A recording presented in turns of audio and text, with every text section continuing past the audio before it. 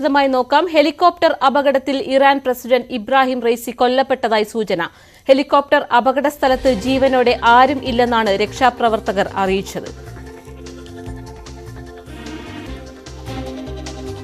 News ഡെസ്കിൽ നിന്നും രഞ്ജിത്ത് രാമചന്ദ്രൻ ചേരുന്നു. രഞ്ജിത്ത്, പ്രസിഡന്റിന്റെ മടങ്ങിവരവിനായി പ്രാർത്ഥനയോടെ കാത്തിരിക്കുകയായിരുന്നു രാജ്യം. സങ്കടകരമായ വാർത്തകളാണോ പുറത്തേക്ക് വരുന്നത്? തീർച്ചയായും പാർവതി, ഇബ്രാഹിം റൈസി കൊല്ലപ്പെട്ടു എന്ന കാര്യത്തിൽ ഏതാണ്ട് സ്ഥിരീകരണമായിരിക്കുന്നു എന്നുള്ളതാണ്. ഔദ്യോഗികമായ പ്രഖ്യാപനം മാത്രമാണ് ഇനി ബാക്കിയുള്ളത്. കാരണം ഇന്നലെ നമുക്കറിയാം 14 മണിക്കൂർ പിന്നിടുകയാണ് പ്രസിഡന്റ് ഹെലികോപ്റ്റർ കാണാതായിട്ട്.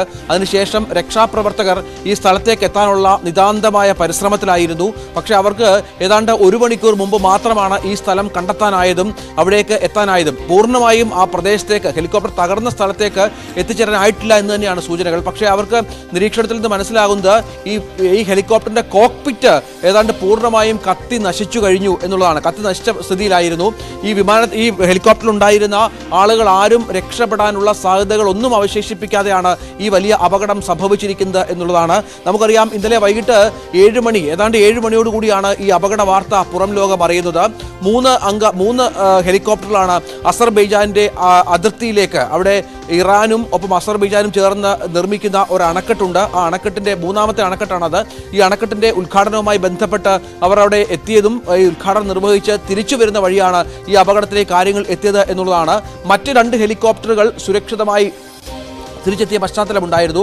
പക്ഷേ അവിടെയാണ് ഈ പ്രസിഡന്റിന്റെ ഹെലികോപ്റ്റർ, പ്രസിഡന്റും വിദേശകാര്യ മന്ത്രിയും സഞ്ചരിച്ചിരുന്ന ഹെലികോപ്റ്റർ, വിദേശകാര്യമന്ത്രി അടക്കം സഞ്ചരിച്ചിരുന്ന ഹെലികോപ്റ്റർ കാണാതായി എന്നുള്ള ഞെട്ടിപ്പിക്കുന്ന വാർത്ത പുറത്തു വന്നത്. തുടർന്ന് ലോകരാജ്യങ്ങൾ, ഇപ്പോൾ റഷ്യ അടക്കം ഉള്ള രാജ്യങ്ങൾ, റഷ്യയും ഇറാഖും തുർക്കിയും അടക്കമുള്ള രാജ്യങ്ങൾ സഹായ വാഗ്ദാനങ്ങളുമായി മുന്നോട്ട് വരികയായിരുന്നു. തുടർന്ന് ഏതാണ്ട് 40ഓളം സുരക്ഷാ സേനാംഗങ്ങൾ, 40ഓളം ഗ്രൂപ്പുകളായി തിരിഞ്ഞുള്ള സുരക്ഷാ സേനാംഗങ്ങൾ അവിടെ തെരച്ചിൽ നടത്തുന്ന പശ്ചാത്തലമുണ്ടായിരുന്നു. പക്ഷേ മോശം കാലാവസ്ഥയും ഈ പ്രദേശത്തിൻ്റെ ഒരു പ്രത്യേകതയും, അതായത് ഈ പർവ്വതങ്ങൾ നിറഞ്ഞ, മലനിരകൾ നിറഞ്ഞ ഒരു പ്രദേശമാണ് ഇവിടം എന്നുള്ളതാണ്. ഇവിടെ എത്തിച്ചേരുക ഏറെ ദുഷ്കരമാണ്. കൂടാതെ ശക്തമായ കാറ്റും മഴയും ഈ പ്രദേശത്തുണ്ടായിരുന്നു എന്ന് നേരത്തെ മുതൽ തന്നെ റിപ്പോർട്ടുകളുണ്ട്. ഇവിടെ എത്തിച്ചേരുക എന്നുള്ളത് വളരെ ദുർഘടമായ ഒരു കാര്യമാണ്, ദുർഘടമായ ഒരു സംഭവമായി മാറിയിരുന്നു.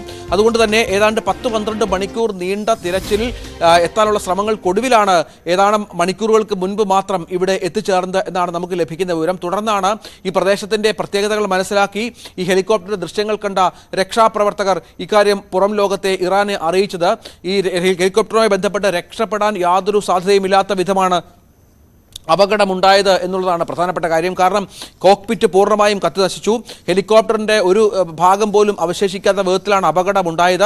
സ്വാഭാവികമായും രക്ഷപ്പെടുക എന്നുള്ളത് അത് ചിന്തിക്കാൻ പറ്റാത്ത കാര്യമാണ്. പക്ഷേ ഔദ്യോഗികമായ ഒരു സ്ഥിരീകരണം ഇറാന്റെ ഭാഗത്തു നിന്ന് അല്പസമയത്തിനകം ഉണ്ടാകും എന്നും പ്രതീക്ഷിക്കാം. ഇന്നലെ മുതൽ തന്നെ പ്രാർത്ഥനാ നിർഭരമായിരുന്നു രാജ്യം. ഔദ്യോഗിക ടെലിവിഷൻ ചാനലിലൂടെ മറ്റും പ്രസിഡന്റിന് വേണ്ടി പ്രാർത്ഥിക്കണം എന്ന് ഔദ്യോഗികമായി തന്നെ ആവശ്യപ്പെട്ട പശ്ചാത്തലം ഇതിനോട് ചേർത്ത് വായിക്കണം. അവിടെ പ്രസിഡന്റുമായി ബന്ധപ്പെട്ട പ്രാർത്ഥനകൾ ഇറാന്റെ ടെലിവിഷൻ ചാനലിലൂടെ സംപ്രേഷണം ചെയ്തു വരികയായിരുന്നു. പക്ഷേ അതൊക്കെ വിഫലമായി. ഇന്നലെ തന്നെ ഈ പ്രദേശത്തിൻ്റെ പ്രത്യേകതകളും തിരിച്ചു വന്ന 2 ഹെലികോപ്റ്ററിലെ സഞ്ചാരികൾ നൽകിയ സൂചനകളും അനുസരിച്ച് രക്ഷപ്പെടാനുള്ള സാധ്യതകൾ തുലോം കുറവായിരുന്നു എന്നാണ്. പക്ഷേ നേരിയ പ്രതീക്ഷകൾ ഇന്ന് രാവിലെ അല്പം മുമ്പ് വരെ ബാക്കിയുണ്ടായിരുന്നു എന്നുള്ളതാണ്. തലസ്ഥാനമായ തെഹ്റാനിൽ നിന്ന് ഏതാണ്ട് 600 കിലോമീറ്റർ വടക്ക് പടിഞ്ഞാറ് പർവ്വതനിരകൾ നിറഞ്ഞ കിഴക്കൻ അസർബൈജാൻ പ്രവിശ്യയിലൂടെയായിരുന്നു ഈ യാത്ര ഉണ്ടായിരുന്നത്. ഇത് ഇറാൻ വിദേശകാര്യമന്ത്രി ഹുസൈൻ അമീർ അബ്ദുള്ളഹാൻ, കിഴക്കൻ അസർബൈജാൻ പ്രവിശ്യ ഗവർണർ മാലിക് റഹമത്തി, പരമോന്നത നേതാവിൻ്റെ പ്രതിനിധി അയത്തുള്ള മുഹമ്മദ് അലി എന്നിവർ ഈ ഹെലികോപ്റ്ററിൽ പ്രസിഡന്റിനൊപ്പം ഉണ്ടായിരുന്നു എന്നാണ് നമുക്ക് ലഭിക്കുന്ന സൂചനകൾ. അങ്ങനെയെങ്കിൽ ഇവരും രക്ഷപ്പെടാൻ യാതൊരു സാധ്യതകളും ബാക്കി നിൽക്കുന്നില്ല. അങ്ങനെ ഇറാൻ പ്രസിഡന്റ് എന്ന് പറയുന്ന വളരെ പ്രധാനപ്പെട്ട പദവിയിരിക്കുന്ന ഒരാൾക്ക് സംഭവിച്ച ഈ ദുരന്തത്തിൽ ഞെട്ടിത്തിരിച്ചിരിക്കുകയാണ് ലോകരാജ്യങ്ങൾ. നമുക്കറിയാം, കഴിഞ്ഞ കുറേ നാളുകളായി ഇറാനുമായി ബന്ധപ്പെട്ട് പല വിധത്തിലുള്ള മറ്റ് രാജ്യങ്ങളുമായുള്ള നിരവധിയായ പ്രശ്നങ്ങളുണ്ട്.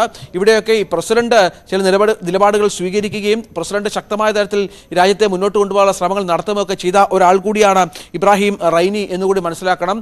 ജനപ്രിയനായിരുന്നു, അവിടുത്തെ മതനേതാക്കൾക്ക് പ്രിയങ്കരനായിരുന്നു, ജനങ്ങൾ ഏറെ ഇഷ്ടപ്പെട്ട നേതാവായിരുന്നു. അദ്ദേഹമാണ് ഇപ്പോൾ ഈ ദാരുണമായ അപകടത്തിൽ കൊല്ലപ്പെട്ടിരിക്കുന്നത്. പാർവതി, രഞ്ജിത്ത്, അതുപോലെ ഈ ഇറാൻ നേരിടുന്ന ഉപരോധം നമുക്കറിയാം.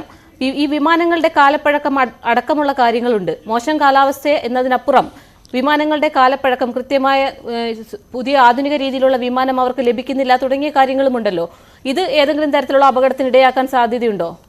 ഇത് നമുക്ക് ഇപ്പോൾ അപകടവുമായി ബന്ധപ്പെട്ട ഈ പ്രസിഡന്റ് കൊല്ലപ്പെട്ടു എന്ന വാർത്തയാണ് ഇപ്പോൾ പുറത്തു വന്നിരിക്കുന്നത് പാർവതി. നമുക്കിനിയും ഇതുമായി ബന്ധപ്പെട്ട കൂടുതൽ അന്വേഷണങ്ങളിലേക്ക് ഇറാൻ കടക്കും എന്ന് പ്രതീക്ഷിക്കാം. കാരണം നേരത്തെ പറഞ്ഞതുപോലെ പാശ്ചാത്യ രാജ്യങ്ങളുമായി മറ്റു രാജ്യങ്ങളുമായി ഒപ്പം ഈ ഗൾഫ് രാജ്യങ്ങളടക്കമുള്ളവരുമായി സമീപകാലത്തായി ഒരു തരത്തിലുമുള്ള ബന്ധം ഇറാന് കാര്യമായി കാത്തുസൂക്ഷിച്ചിരുന്നില്ല.